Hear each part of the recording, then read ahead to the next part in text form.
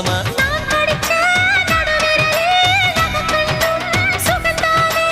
இடைவெளிகள் குறைந்து விட்டால் இம்சைகளும் சுகம்தானே